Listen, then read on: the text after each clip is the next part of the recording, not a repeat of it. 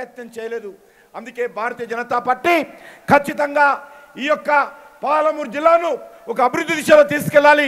తెలంగాణ రాష్ట్రంలో సస్యశ్యామలమైనటువంటి తెలంగాణ నిర్మాణం కావాలని ఈరోజు ప్రయత్నం చేస్తూ ఉన్నాం.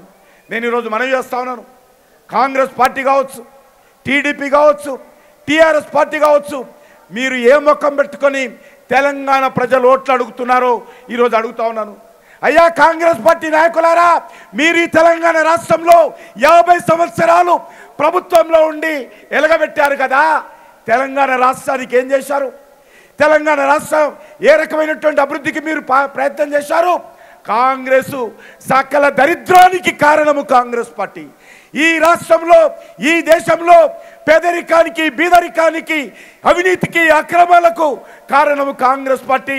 అటువంటి కాంగ్రెస్ పార్టీని తెలంగాణ ప్రజలు నమ్మే పరిస్థితిలో లేదనే విషయాన్ని ఈరోజు మనం వచ్చేటువంటి ఎన్నికల్లో కాంగ్రెస్ పార్టీకి తెలియజేయాలి. ఈరోజు తెలుగుదేశం పార్టీ తెలంగాణ ప్రజలకు అవసరం ఉందా అని అడుగుతా ఉన్నాను. ఈరోజు తెలుగుదేశం పార్టీ ఆవశ్యకత తెలంగాణ గడ్డ మీద ఉందా అని అడుగుతా ఉన్నాను. ఈరోజు తెలుగుదేశం పార్టీ కాంగ్రెస్ పార్టీ పొత్తు పెట్టుకున్నారు. ఏ ఎన్టీ రామారావు గారైతే ఆ రోజు కాంగ్రెస్ పార్టీని ముక్త భారత్ చేయాలని చెప్పి కాంగ్రెస్ పార్టీ నుంచి ఈరోజు అనేక రకాలుగా ఆ రోజు ఏదైతే అక్రమాలు, అన్యాయాలు జరిగాయో అటువంటి కాంగ్రెస్ వ్యతిరేకంగా జీవితాంతం పోరాటం చేశాడు.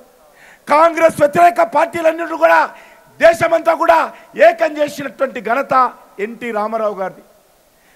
1984లో ఎన్టీ రామారావు గారిని గద్దె నుంచి దింపి కాంగ్రెస్ పార్టీ ఆ రోజు కుట్రలు కుతంత్రాలు చేస్తే ఈ వేదిక మీద ఉన్నటువంటి నాయకులు కావచ్చు, స్వర్గీయ అటల్ బిహారీ వాజ్పేయి గారు కావచ్చు, కాంగ్రెస్ వ్యతిరేకంగా తెలుగుదేశం పార్టీ ప్రభుత్వానికి ప్రజాస్వామ్య పరిరక్షణ కోసం అండగా ఉన్నాము. అటువంటి నేపథ్యంలో ఈరోజు చంద్రబాబు నాయుడు గారు ఆయన ఏ కారణంగా, ఏ కాంగ్రెస్ వ్యతిరేక జ్వాలలో తెలుగుదేశం పార్టీ పుట్టిందో ఆ తెలుగుదేశం సిద్ధాంతాలకు విరుద్ధంగా, తెలుగుదేశం ఆలోచన విధానానికి విరుద్ధంగా, ఎన్టీ రామారావు గారి యొక్క ఆలోచన విధానాలకు విరుద్ధంగా ఈరోజు చంద్రబాబు నాయుడు గారు కాంగ్రెస్తో పొత్తు పెట్టుకుంటున్నారు. కాబట్టి మనం అందరం అర్థం చేసుకోవాల్సిన అవసరం ఉంది. ఈరోజు నందమూరి యొక్క పాలన తెలుగుదేశం పార్టీలో లేదు.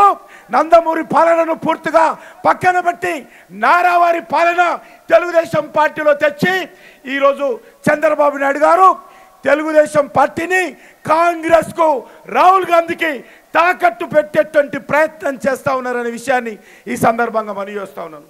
అదేవిధంగా సోదరులారా, ఈరోజు టీఆర్ఎస్ పార్టీ 5 సంవత్సరాలు పరిపాలన చేయాలని చెప్పి ఎన్నో త్యాగాలు చేసి, ఎన్నో పోరాటాలు చేసి తెచ్చుకున్నటువంటి తెలంగాణను కేసీఆర్ చేతుల్లో పెడితే 9 నెలల ముందే కేసీఆర్ గారు ముఖ్యమంత్రి పదవికి రాజీనామా చేసి అసెంబ్లీని రద్దు చేసి పరిపాలన చేయకుండా పారిపోయినటువంటి పరిస్థితి ఈరోజు తెలంగాణలో ఉన్నది.